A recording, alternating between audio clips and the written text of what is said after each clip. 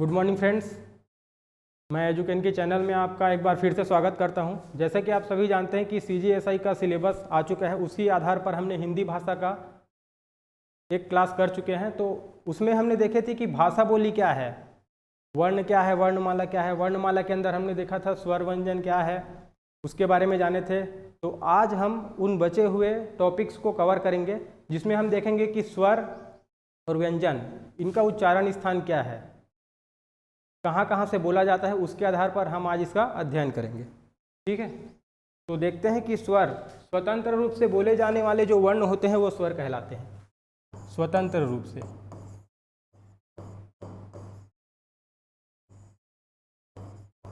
और इसकी संख्या होती है 11। ठीक है, पूर्व में अगर देखें तो परंपरागत रूप से इसको 13 कहा जाता था। स्वर की संख्या 13 मानी गई थी, जिसमें अयोगवाह को भी शामिल कर लिया गया था। अयोगवाह को, अयोगवाह में क्या आता है, अनुस्वार और विसर्ग, इन दोनों को जोड़ के बोला जा रहा था। लेकिन अगर स्टैंडर्ड रूप से अगर देखें तो वर्तमान में स्वरों की संख्या 11 मानी गई है। और कहीं प्रश्न में भी अगर पूछा जाए कि स्वरों की संख्या कितनी है, तो हमें हमेशा उत्तर 11 ही लेना है। अगर वहाँ पे लिख दिया जाता है कि परंपरागत रूप से या लेखन की दृष्टि से कितना है, तो हम उत्तर 13 ले सकते हैं। ठीक है, तो अब देख लेते हैं कि स्वरों का वर्गीकरण, स्वरों का वर्गीकरण कैसे होता है, और ये मेनली देखेंगे हम। और उसमें आता है कि उच्चारण के आधार पर कैसे वर्गीकृत किया जा सकता है स्वरों को, जीभ के प्रयोग के आधार पर। इसी प्रकार हम देखेंगे 5 से 6 टाइप के उसका वर्गीकरण किया जा सकता है स्वर का। तो चलिए देखते हैं। पहला आता है मात्रा और उच्चारण के आधार पर वर्गीकरण। इसमें हम पहले देखेंगे ह्रस्व स्वर। ह्रस्व स्वर क्या होता है?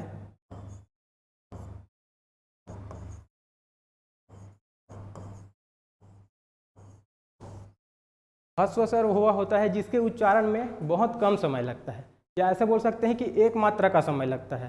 तो इसको देखने वाली बात यह है कि इसमें कौन कौन से स्वर आ सकते हैं। एक मात्रा का समय अगर हम बोलें तो ये इसमें आएगा अ, ई और उ। ये क्या है, एक मात्रा ही इसमें लग रहा है, तो ये है ह्रस्व स्वर। ठीक है, अब आता है दीर्घ स्वर।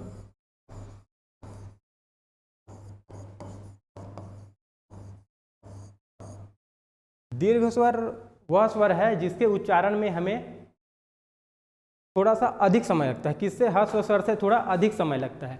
और इसमें बेसिकली 2 मात्रा वाले जो स्वर आते हैं वो दीर्घ स्वर कहे जाते हैं। जैसे कि हो गया आ, ई, उ, ए, ऐ, ओ और औ। लेकिन आप अगर यहाँ पे बोलेंगे कि ये ए तो हमको एक मात्रा ही वाला दिख रहा है, लेकिन जब हम उच्चारण करेंगे, यहाँ पे ये भी बोला गया है कि ह्रस्व स्वर से अधिक समय लगता है। दीर्घ स्वर का उच्चारण जब करेंगे तो ह्रस्व स्वर से अधिक समय लगता है। तो जैसे ए का उच्चारण करके देखेंगे तो ए मतलब आ, ई और उ से अधिक समय ही लगेगा। जैसे यहीं पे देख लेते हैं अ, ई, उ, लेकिन जब हम ए बोलते हैं तो ए, तो इससे ज़्यादा समय लग रहा है ए बोलने में। तो जाहिर सी बात है ये आएगा दीर्घ स्वर में। ठीक है, तो अब देख लेते हैं प्लुत स्वर क्या होता है। प्लुत,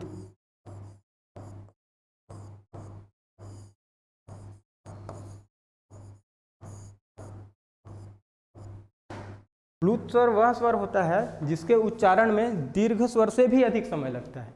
अब ये कैसे हो, क्या हो सकता है, इसमें देखते हैं हम। प्लुत स्वर जो है बेसिकली जैसे हम नाटक वगैरह देखते हैं, कहीं संवाद सुनते हैं, तो किसी व्यक्ति का नाम लेने के लिए, उच्चारण करने के लिए जैसे बोलते हैं राम, तो इसमें क्या है, बीच में खींच दिया जा रहा है, 2 अक्षर को खींच के बोला जा रहा है। तो ये कहलाएगा आपका प्लुत स्वर। तो इतना समझ आ गया होगा आपको। तो अगले वर्गीकरण में देखते हैं हम जीभ के प्रयोग के आधार पर। जीभ के प्रयोग के आधार पर हम देखेंगे तो यह देखते हैं कि अग्र स्वर, पहला इसका प्रकार आएगा अग्र स्वर। अब अग्र स्वर में कौन कौन से वर्ण आ सकते हैं? तो इसमें आएगा ई, बड़ा ई, ए और ए। ठीक है, जिसका उच्चारण में जीभ का अग्र भाग प्रयोग हो रहा है तो वो हमारा कहलाएगा अग्र स्वर। ठीक है, मध्य स्वर आते हैं। अब मध्य स्वर, जिसके उच्चारण में जीभ का मध्य भाग, जैसे भी हम इसका उच्चारण करेंगे तो अपने आप ही समझ आ जाएगा कि किस स्थान पे स्वर का उच्चारण हो रहा है। तो इसमें आएगा मध्य स्वर, उसमें देखेंगे तो इसमें आता है अ। तो आप बोलेंगे कि आ ही क्यों आ रहा है मध्य स्वर, आ क्यों नहीं आ सकता? क्योंकि जब इसका आगे जब वर्गीकृत करेंगे तो इसमें आएगा पश्च स्वर। पश्च स्वर, तो पश्च स्वर में आएगा आ, क्योंकि जैसे उच्चारण करते हैं आ में मध्य स्वर, जीभ के बीच का भाग प्रयोग हो रहा है। आ जैसे करते हैं तो लास्ट, पीछे का भाग, जीभ का पीछे का भाग आता है। तो इसमें आएगा आ, उ, बड़ा उ, ओ और औ। ठीक है फ्रेंड्स, तो ये हो गया अपना जीभ के प्रयोग के आधार पर स्वरों का वर्गीकरण। अब इसका अगला देखते हैं कौन सा प्रकार है इसका। तो वर्गीकरण मुख द्वार खुलने के आधार पर। मुख द्वार खुलने के आधार पर इसमें हम कैसे वर्गीकृत कर सकते हैं इसको, कि मुख जब पूरा खुलता है तो कौन सा वर्ण उच्चारित होता है, जब आधा खुलता है तो कौन सा वर्ण उच्चारित होता है, और जब आधा बंद रहता है तब, और पूरा बंद रहता है तब कौन कौन से स्वरों का उच्चारण होता है, वो देख लेते हैं। तो इसमें हम देखेंगे कि जब मुख द्वार पूरा खुलता है तो उसको एक नाम दे दिया जाता है, विवृत्त। विवृत्त। तो जब मुख द्वार पूरा खुलता है तो उसमें कौन से स्वर का उच्चारण होता है, इसमें हम देखते हैं तो आ। पूरा खुल रहा है ना मुंह, आ। आप खुद इसका उच्चारण करेंगे तो आपको पता चल जाएगा कि ये विवृत्त जो है जिसमें मुख द्वार पूरा खुलता है तो इसका आ जाएगा आ। अर्ध विवृत्त।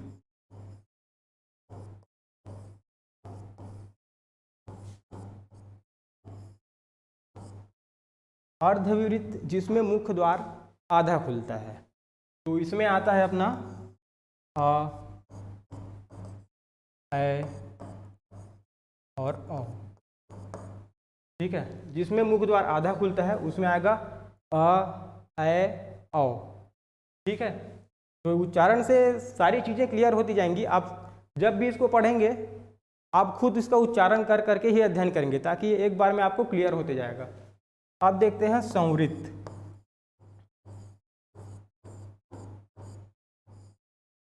ये संवृत्त क्या होता है, जिसमें मुख द्वार लगभग बंद रहता है। ठीक है, मुख द्वार बंद रहेगा तो कौन कौन से स्वरों का उच्चारण होता है, तो हम देखते हैं इसमें आता है ई, उ, मतलब उच्चारण करेंगे तो मुख ज़्यादा खुलता ही नहीं, लगभग बंद ही रहता है। तो इसमें आएगा संवृत्त में ई, उ।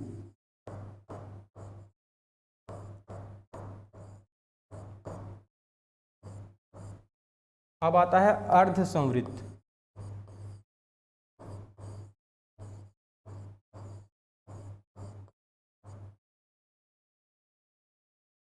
जिसमें मुख द्वार आधा बंद रहता है, पूरा बंद नहीं रहता। ये वाला पूरा बंद रहता है उसका हो गया, इसमें आधा बंद रहता है। तो इसमें कौन कौन से आ सकते हैं स्वर, इसमें आएगा ए और आएगा ओ। ठीक है, ये सारे जितने भी हम वर्गीकृत कर रहे हैं ये उस सारे उच्चारण के आधार पर ही आपको क्लियर होते जाएंगे। तो जब भी इसको पढ़ेंगे आप इसका उच्चारण करके ये अध्ययन करेंगे, जिससे सारी चीज़ें आपको क्लियर होती जाएंगी। अब इसका अगला देख लेते हैं वर्गीकरण हम, होठों की स्थिति के आधार पर। अब होठों की स्थिति के आधार पर कैसे वर्गीकृत किया जा सकता है, वो है जैसे हम कोई वर्ण को बोल रहे हैं तो हमारा जो होठ है वो गोल होता है, कई में गोल नहीं होता। तो वही देखेंगे कि उसको बोला जाता है अवृत्तमुखी, जिसमें हमारा जो है होंठ वृत्तमुखी या गोलाकार नहीं होता, वो अवृत्तमुखी कहलाता है। और वहीं वृत्तमुखी की बात करें तो जिसके उच्चारण में हमारा मुंह गोलाकार होता है। तो यहाँ देख लेते हैं उसी को।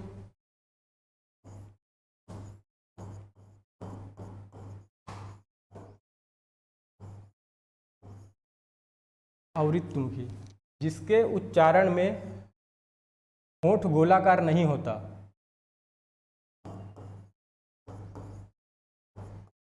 गोलाकार नहीं होता।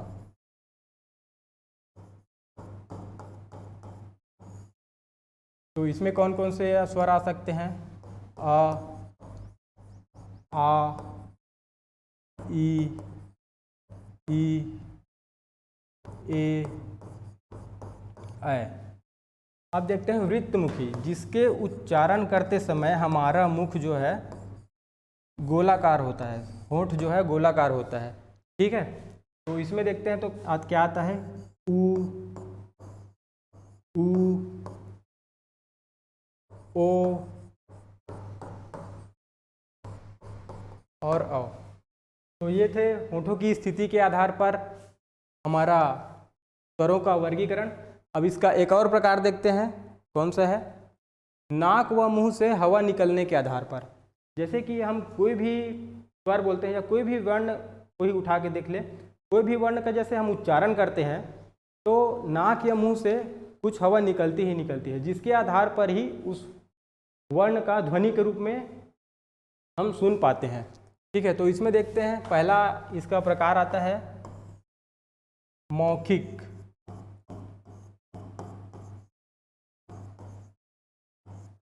मौखिक और निर्नुनासिक।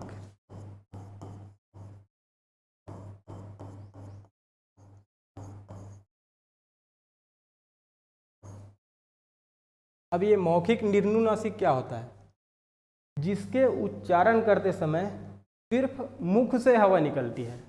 ठीक है, जिसके उच्चारण करते समय सिर्फ मुख से हवा निकलती है तो वो कहलाती है मौखिक। और यहाँ पे निर्नुनासिक क्या होगा? इसका अर्थ ये हो गया कि जिसमें नाक से हवा नहीं निकल रही है। तो ये यहाँ पे स्पेसिफाई कर दिया गया है कि मौखिक से डायरेक्ट समझ आ जा रहा है, निर्नुनासिक में नाक से हवा नहीं निकल रही है, मौखिक में सिर्फ मुंह से हवा निकल रही है। तो इससे ऐसे कौन कौन से जो होंगे स्वर जिसके उच्चारण से सिर्फ मुंह से हवा निकलती है, वो देखते हैं। आ और ई। अब देखते हैं अगला इसका क्या है? अनुनासिक स्वर। अनुनासिक।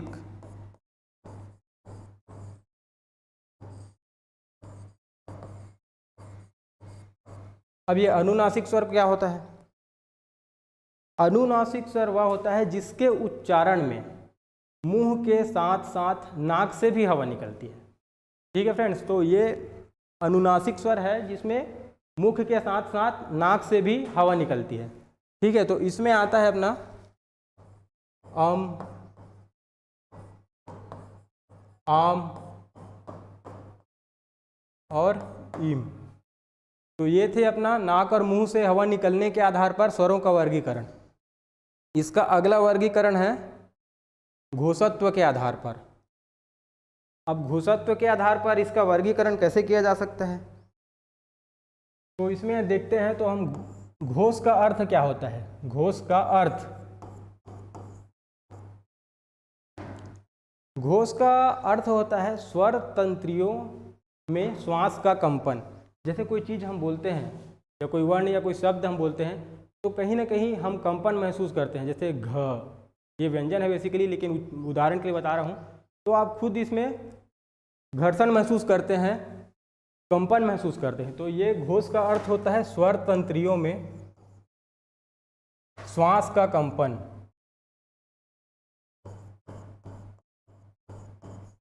स्वर तंत्रियों में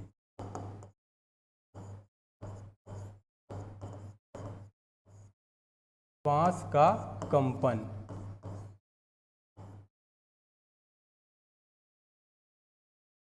अब इसमें देखें कि स्वर में स्वर घोष होता है या अघोष होता है, सघोष होता है या अघोष होता है।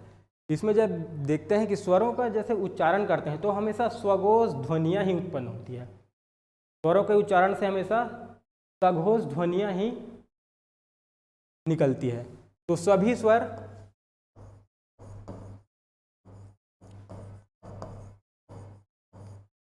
सघोष ध्वनियाँ होती हैं।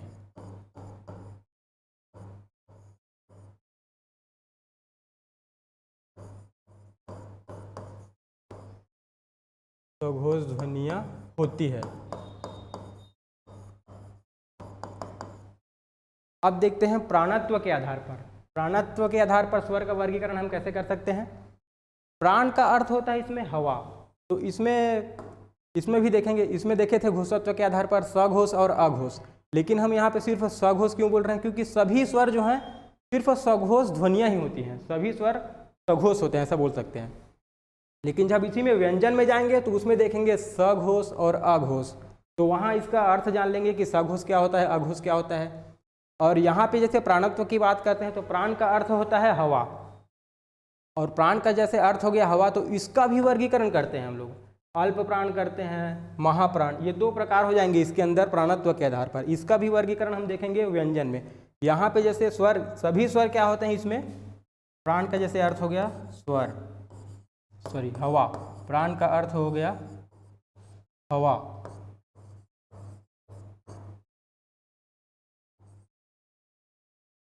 इसमें सभी स्वर जो हैं अल्प प्राण होते हैं। अल्प प्राण का मतलब जिसमें मुख से कम हवा निकले, ठीक है। तो ये हो गया प्राणत्व के आधार पर। अब यहाँ पर देखें तो स्वर का जितना भी वर्गीकरण होना था ये इसी आधार पर ही स्वर को वर्गीकृत किया जा सकता है। और अगर हम देखें तो प्रश्न में इससे, पेपर में इससे प्रश्न बिल्कुल बनेंगे ही बनेंगे। आप इसको अच्छे से करिएगा ताकि इससे आने वाले कोई भी प्रश्न आपसे छूटे ना। और मेरा तो यही भरोसा है कि आप जिस भी टॉपिक को पढ़ रहे हो इतने अच्छे से पढ़ो कि उसमें से आने वाला प्रश्न आपसे छूटे ही मत, कि मेरे को ये पता है तो इसको नहीं करता। इस आधार पे ना चल के जो है उसको अच्छे से करना है, उसके आधार पर ही आगे बढ़ना है। तो इसमें अगला देखते हैं व्यंजन। अब व्यंजन क्या होता है। व्यंजन जो है बेसिकली स्वरों की सहायता से बोले जाने वाले वर्ण, स्वरों की सहायता से बोले जाने वाले जो वर्ण होते हैं वो व्यंजन कहलाते हैं। अब स्वरों की सहायता से बोलते हैं तो वो तो सही बात है, लेकिन इसका उच्चारण कैसे होगा। तो इसमें यहाँ देखते हैं तो हम प्रत्येक व्यंजन के उच्चारण में अ मिला होता है। जैसे कि हम एक उदाहरण देख लेते हैं, क जैसे हम बोल रहे हैं तो क लास्ट में हमको आ सुनाई दे रहा है, आ इसमें साइलेंट, इसमें नहीं दिखेगा। लेकिन हम अगर इसको तोड़ते हैं तो इसमें देखेंगे क और आ, ठीक है। तो प्रत्येक व्यंजन के उच्चारण में अ मिला होता है। बिना अ के किसी भी व्यंजन का उच्चारण कर पाना संभव ही नहीं है, ठीक है। तो ये ध्यान रखेंगे कि बिना स्वर के व्यंजन का उच्चारण संभव नहीं है। तो इसमें हम देखेंगे इसका वर्गीकरण। इसका वर्गीकरण देखेंगे तो इसमें आते हैं। अब पहले तो व्यंजनों की संख्या कितनी है, 35 है। पूर्व में इसकी संख्या 33 मानी जाती थी, लेकिन इसमें उच्छिप्त व्यंजनों को जोड़ देने के बाद, अब उच्छिप्त क्या है ये देखते हैं। उच्छिप्त व्यंजनों को जोड़ देने के बाद इसकी संख्या 35 हुई है। अढ़ और अढ़, अढ़ और अढ़, इन दोनों को जोड़ने के बाद इसकी संख्या 35 हो गई है। पहले 33 ली जाती थी, लेकिन वर्तमान में अगर स्टैंडर्ड रूप से देखें, कहीं पे प्रश्न में, पेपर में ऐसा प्रश्न आ जाता है कि व्यंजनों की संख्या कितनी है, तो हमें हमेशा उत्तर 35 ही लेना है, ठीक है। अब स्पर्श व्यंजन की बात करते हैं। स्पर्श व्यंजन होता क्या है। स्पर्श व्यंजन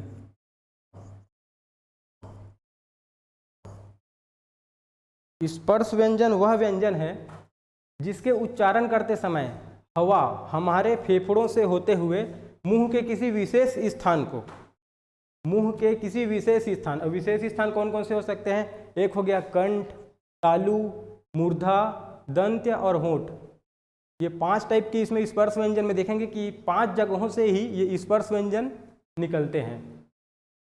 तो ये हो गया इसका स्पर्श व्यंजन किसे कहते हैं। इसमें कंठ, तालु, मूर्धा, दंत्य और ओष्ठ, इसी के आधार पर ही स्पर्श व्यंजन को वर्गीकृत किया जा सकता है। अब देखते हैं कि स्पर्श व्यंजन कौन कौन से हैं और कहाँ कहाँ से बोले जाते हैं। वैसे स्पर्श व्यंजन की संख्या 25 होती है। तो इसमें देखते हैं कंठ।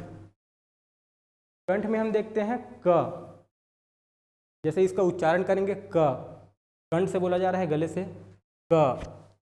फिर देखते हैं ख, ग, घ, अंग, ये है गले से पूरा इसका उच्चारण हो रहा है कंठ से। अगला देखते हैं तालव्य। ये तालव्य क्या होता है, इसको सोच रहे होंगे आप। तालव्य वह है मुंह के भीतर का ऊपरी छत का पिछला भाग। जैसे कि यहाँ छोटा सा मैं चित्र बना देता हूँ, अगर आप देख पाएंगे तो।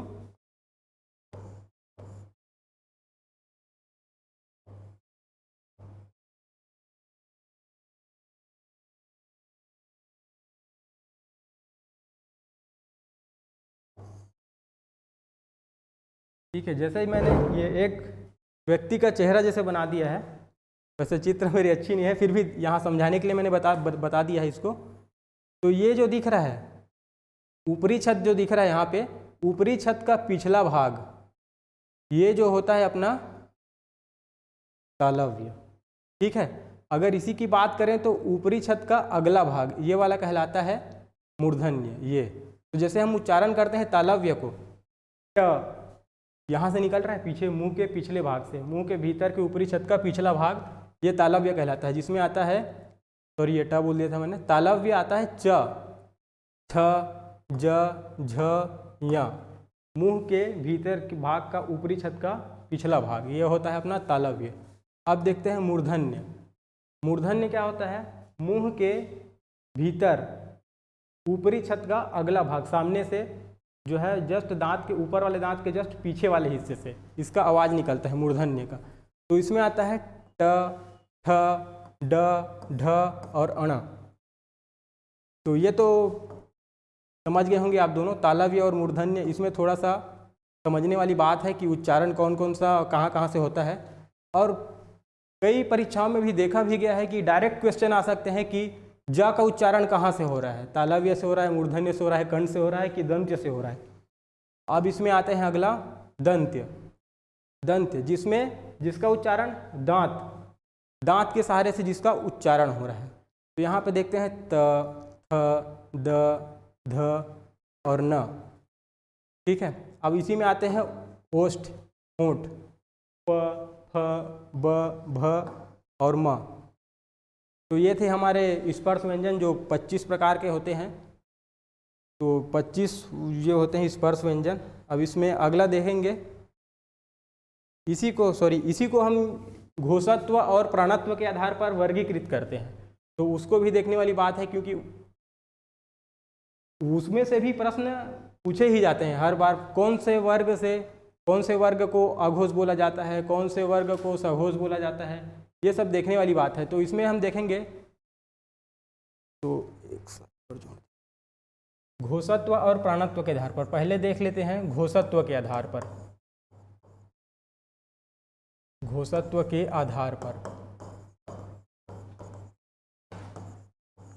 के आधार पर वर्गीकरण का व्यंजन का वर्गीकरण करेंगे।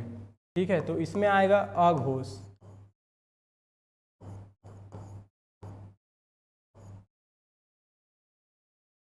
अघोष जिसका उच्चारण करते समय स्वर तंत्रियों में कंपन ना हो, स्वर तंत्रियों में कंपन ना हो।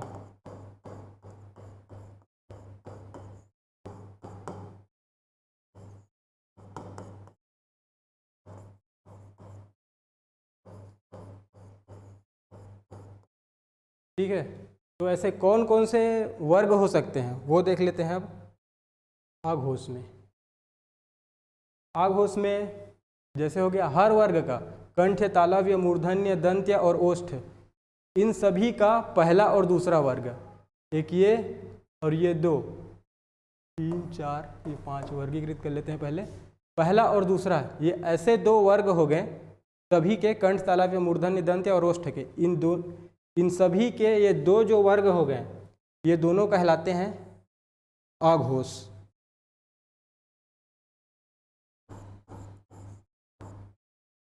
जिसको बोलने में स्वर तंत्रियों में कंपन नहीं होता। जैसे उच्चारण करके देख लेते हैं क, एकदम साइलेंटली सिर्फ वही वर्ड ही बोल रहा है, जरा सा भी कंपन हमको महसूस नहीं हो रहा है।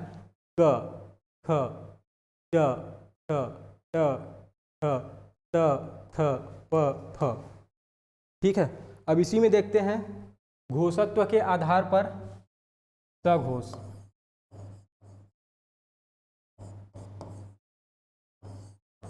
जिसमें स्वर तंत्रियों में कंपन हो।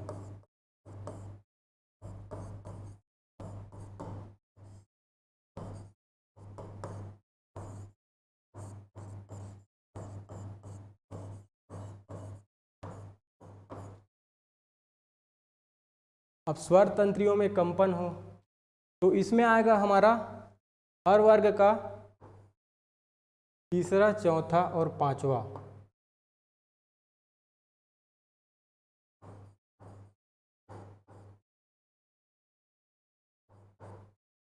सघोष तो कंठ तालव्य मूर्धन्य दंत्य और ओष्ठ सभी का तीसरा, चौथा और पांचवा वर्ग।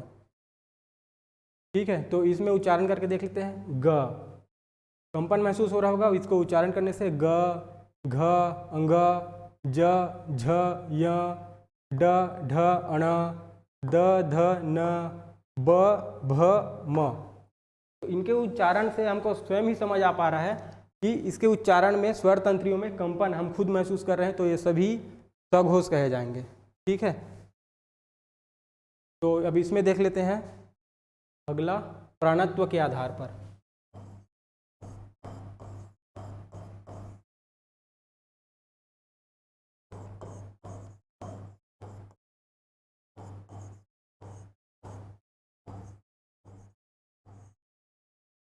इसको भी दो भागों में वर्गीकृत किया जा सकता है।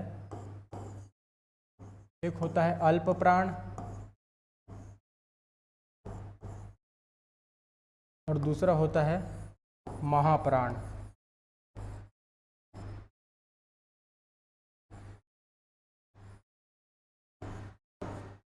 अब ये अल्प प्राण क्या होता है ये देख लेते हैं। पहले हम पीछे डिस्कस कर चुके हैं कि प्राण का अर्थ होता है हवा, तो यहाँ अल्प प्राण और महाप्राण का विभाजन भी इसी तरह हो रहा है हवा के निकलने के आधार पर। मुख से हवा जिस प्रकार निकल रही है उसी के आधार पर भी अल्प प्राण और महाप्राण का विभाजन किया जा रहा है।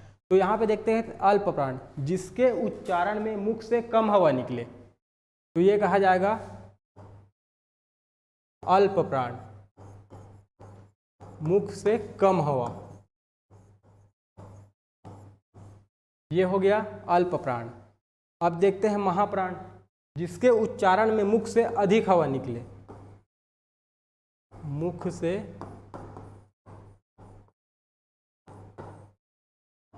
अधिक हवा निकले। ठीक है, अब इसमें देख लेते हैं कि कौन कौन से जो स्पर्श व्यंजन है वो महाप्राण और अल्प प्राण है। जैसे तो हम देखते हैं कि सभी कंठ, तालव्य, मूर्धन्य, दंत्य और ओष्ठ का सभी का पहला, तीसरा और पांचवा ये होता है आपका अल्प प्राण। ठीक है, ये वाला हो गया, एक ये हो गया और ये पांचवा। पहला, तीसरा और पांचवा ये कहा जाता है अल्प प्राण। इसके उच्चारण में मुख से कम हवा निकलती है। यहाँ उच्चारण करके भी देख लेते हैं। ग, ग, अंग। ठीक है, कम हो रहा है इसका मतलब मुख से हवा बहुत कम निकल रही है। अब इसको देखते हैं महाप्राण।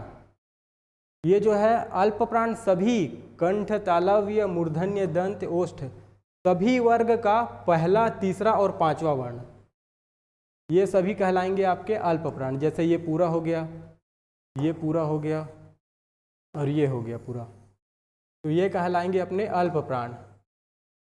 ठीक है, अब बात करते हैं महाप्राण जिसमें मुख से अधिक हवा निकले। तो इसमें हम देखते हैं ख। आप उच्चारण करेंगे तो इसमें क्लियर हो जाएगा। ख ज़्यादा हवा निकल रहा है, घ मुख से ज़्यादा हवा निकल रहा है, इसमें भी निकल रहा है छ, ठ, थ, फ, झ, ढ, ध और भ।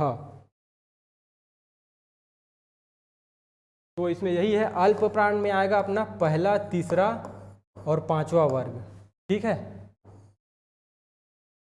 और महाप्राण में आएगा दूसरा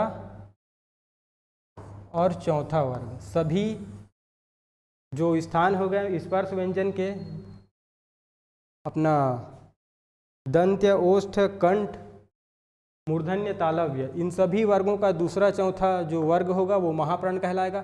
पहला, तीसरा, पांचवा वर्ग होगा वो अल्प प्राण कहलाएगा, ठीक है। अब इसमें अगला देख लेते हैं।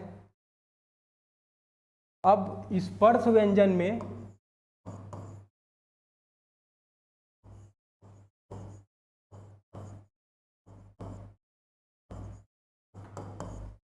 पीछे से आगे जाने का क्रम, यहाँ पीछे से आगे हम कैसे गिन रहे हैं, जैसे फेफड़े से हवा निकल रही है तो गले से गले तक आएगी, गले के बाद आएगी तालू, तालू के बाद मूर्धा, मूर्धा के बाद आएगा दांत, फिर होंठ, ऐसे करके वो बाहर निकल रही है। तो स्पर्श व्यंजन में पीछे से आगे की ओर जाने का क्रम, पीछे से आगे जाने का क्रम,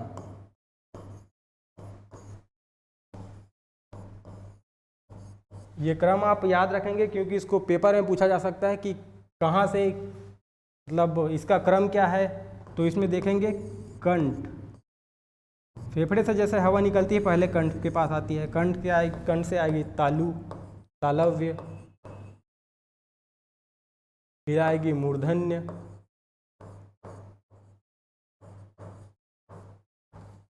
फिर आएगी दंत, फिर आएगी ओष्ठ। तो यहाँ पे लिखा है स्पर्श व्यंजन में पीछे से आगे जाने का क्रम। तो पहले आएगा कंठ, तालव्य, मूर्धन्य, दंत्य, ओष्ठ। तो ये हो गया स्पर्श व्यंजन का अपना वर्गीकरण। अब इसके आगे देखेंगे अंतःस्थ व्यंजन।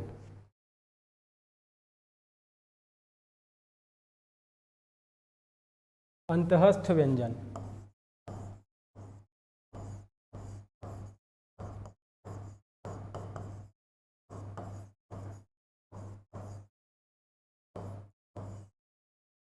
अब इसको देखते हैं अंतःस्थ व्यंजन होता क्या है।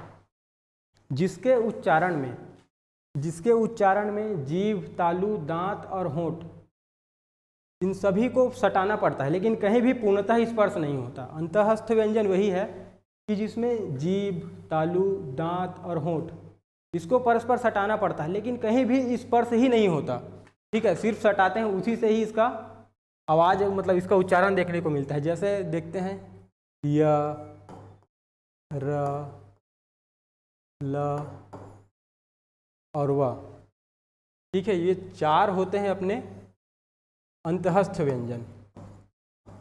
तो जैसे वहाँ वर्गीकृत किए थे घोषात्व और प्राणत्व के आधार पर, तो यहाँ अंतःस्थ का भी उसी प्रकार से विभाजन होता है, उसी प्रकार से वर्गीकरण होता है।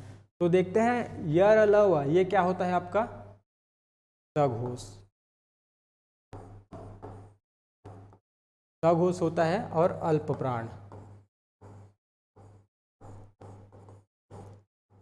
जैसो तो हम पहले पढ़ चुके हैं सघोष क्या है, जिसमें स्वर तंत्रियों में कंपन हो। अल्प प्राण जिसमें मुख से कम हवा निकले। तो यहीं पे उच्चारण करके देख लेते हैं सघोष य, र, ल, व। अपना कंपन महसूस हो रहा है इसमें, य, र, ल, व का जैसे उच्चारण कर रहे हैं। अल्प प्राण जिसमें मुख से कम हवा निकल रही है, य, र, ल और व, इसमें कम हवा निकल रही है। हम खुद इसको जब उच्चारण करेंगे तो आपको ऑलरेडी पता चल जाएगा कि कौन सा सघोष है, कौन सा अल्प प्राण है। अब इसी में देखते हैं अगला ऊष्म संघर्षी व्यंजन। ऊष्म व्यंजन भी बोलते हैं इसको, ऊष्म व्यंजन।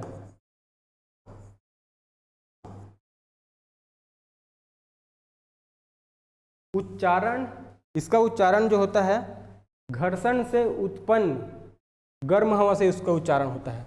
ऊष्म व्यंजन वह व्यंजन होता है जिसमें घर्षण से उत्पन्न गर्म हवा से इसका उच्चारण होता है। अब घर्षण से कैसे, जैसे हम बोल रहे हैं स, ह, तो इसमें परस्पर घर्षण हो रहा है, उसी के आधार पर इसका उच्चारण हमको देखने को मिलता है।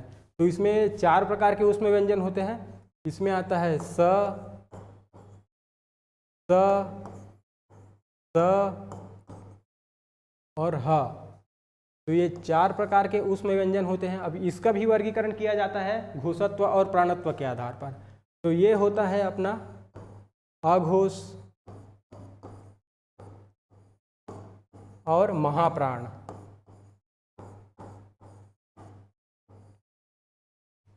तो जैसे कि आप देख रहे हैं कि व्यंजन के अंदर भी इन सभी का कितना वर्गीकरण किया जा रहा है। हर एक व्यंजन का देख लेते हैं हम, अघोष और महाप्राण। तो ये बहुत ही डीप हो जा रहा है अपना, तो इसका अध्ययन करना बहुत ही ज़रूरी हो जाता है, क्योंकि कहीं से भी अगर प्रश्न आता है तो हमसे छूटे ना। और ये पहला ही चैप्टर है, तो इसलिए तो इसको हमको कंठस्थ करना ही होगा ताकि हमारा पेपर बहुत अच्छे से जाए। तो इसमें अगला टॉपिक है हमारा उच्छिप्त व्यंजन। उच्छिप्त व्यंजन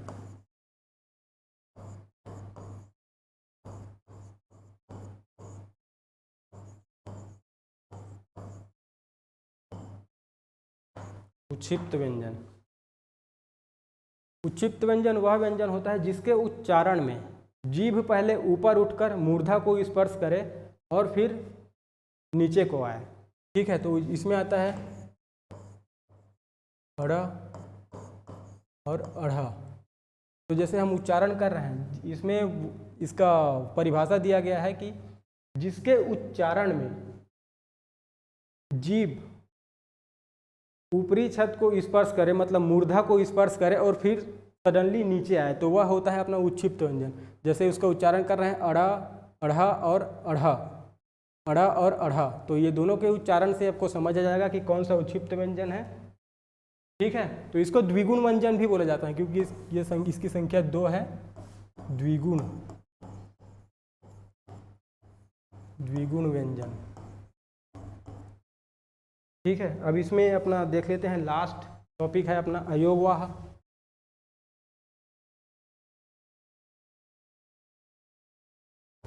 अयोगवाह इसका डिस्कस कर चुके थे, लेकिन आज इसका थोड़ा डिटेल देख लेते हैं। अयोगवाह जो है अनुस्वार और विसर्ग, अनुस्वार और विसर्ग। अनुस्वार ये होता है अपना अम का जो मात्रा होता है, और ये विसर्ग 2 बिंदु से डिनोट करते हैं। तो इसको जनरली जैसे हम बोलते हैं अम के फॉर्म में ज़्यादा देखने को मिलता है, ऐसा सिर्फ वो पढ़ने के लिए यूज़ किया जा सकता है। और ये अम के बाद आहा, ये दोनों ही अयोगवाह होते हैं।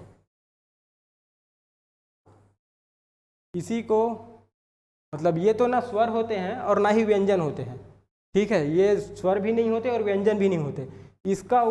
मतलब ये जो है सिर्फ स्वर के सहारे चलते हैं। इसका उदाहरण हम देख लेते हैं।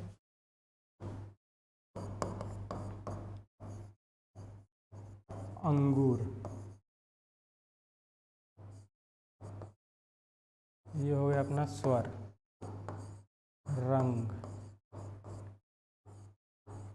व्यंजन। ठीक है, तो ये उदाहरण से आपको समझ आ गया होगा कि ये स्वर भी नहीं है, व्यंजन भी नहीं है, ये सिर्फ स्वर के सहारे चलते हैं। ठीक है, और बात करें तो अगर ये स्वर या व्यंजन होते तो सिर्फ उसी वर्ग में प्रयोग किए जाते हैं, ना कि दोनों वर्ग में। तो ये तो हो गया अपना पूरा ये स्वर व्यंजन के बारे में जान लिए।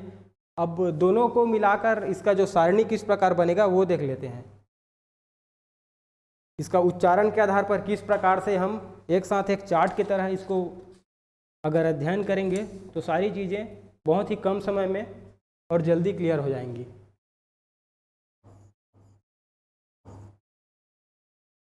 कंठ, स्वर और व्यंजन। ठीक है, तो कंठ से बोले जाने वाले स्वर कौन कौन से हैं ये हम देख लेते हैं। इसमें आएगा अ, आ और अह। और कंठ से बोले जाने वाले व्यंजन अभी पीछे पढ़ चुके हैं हम। क वर्ग जो है, क वर्ग, वो सभी बोले जाते हैं कंठ से। और इसमें आता है विसर्ग को भी शामिल किया गया है इसमें। और एक आता है ह, स ह के अंदर जो अपने पढ़े ना ऊष्म संघर्षी व्यंजन, उसमें का ह इसमें आएगा कंठ से बोले जाने वाले वर्ण में। कंठ के बाद आता है तालव्य। इसमें देखते हैं, इसमें आता है स्वर ई और ई। इसको ई और ई को तालु के सहारे बोला जा रहा है। इसमें आएगा च वर्ग, य और स। जितने भी व्यंजन और स्वर हैं सभी को मिलाकर यहाँ एक चार्ट की तरह पे हम आपको समझा रहे हैं। तो ये इस चार्ट को अगर अध्ययन करेंगे तो पीछे सारी चीज़ें बहुत ही जल्दी और कम समय में क्लियर होंगी। ठीक है, अब देखते हैं मूर्धन्य।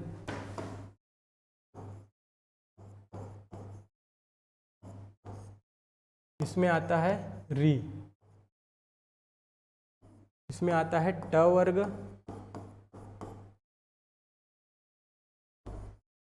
रस, र और सा। ठीक है, अब देखते हैं इसका अगला दंत्य।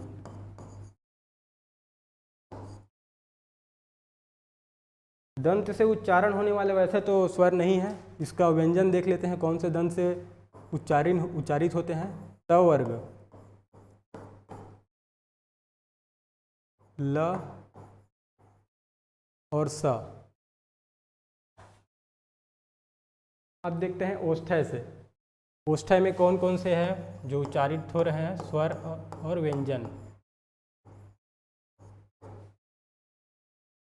ओष्ठ्य में आता है उ ऊ। व्यंजन में आएगा आपका प वर्ग। ठीक है, तो ये तो हो गया हमारा इसका स्वर व्यंजन, मतलब पूरे सभी वर्णमाला का इसका विभाजन हो गया। सभी वर्णमाला का विभाजन हम देख चुके हैं कंठ, तालव्य, मूर्धन्य, दंत्य और ओष्ठ्य के आधार पर। इसमें कुछ बचे हैं वो देख लेते हैं। जैसे दो को मिलाकर बोला जा रहा है, जैसे कंठ और तालव्य, कंठ तालव्य बोला जा रहा है इसको। इसमें देखेंगे कंठ तालव्य में ए और ऐ, ये हो गया कंठ तालव्य। ठीक है, अब इसमें देखते हैं कंठ ओष्ठ्य। कंठ और होंठ दोनों को मिलाकर, कंठ और होंठ दोनों को मिलाकर बोला जा रहा है, मतलब दोनों से मिक्स होकर आपको आवाज निकल रहा है, तो वो आएगा कंठोष्ठ्य से ओ और औ।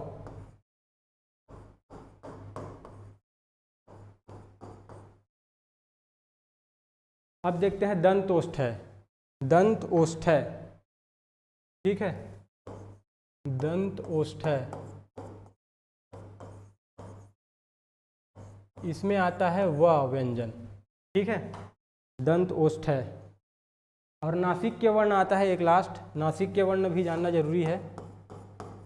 नासिक्य वर्ण अगर हम स्वर में देखें तो ये आता है अम। ठीक है, जगह कम हो जाने के कारण ऐसा समझाना पड़ जा रहा है, आप देख के इसको समझ लेंगे और अपना नोट्स बना लेंगे। अब इसमें नासिक्य वर्ण के अंदर एक आता है कंठ, तालव्य, मूर्धन्य, दंत्य और ओष्ठ, सभी का पांचवा वर्ग। पीछे जब हम पढ़े थे घोषत्व प्राणत्व के आधार पर जब हम देखे थे इन सभी का, तो इसका जो लास्ट वर्ग होता है ये अंग, य, ण, न और म, ये पांचों, मतलब हर वर्ग का जो पांचवा जो वर्ण हो जाता है वो होता है नासिक्य वर्ण। तो ये सब आपने देख लिए होंगे, समझ गए होंगे, पूरी तरह आपको समझ आ गया होगा।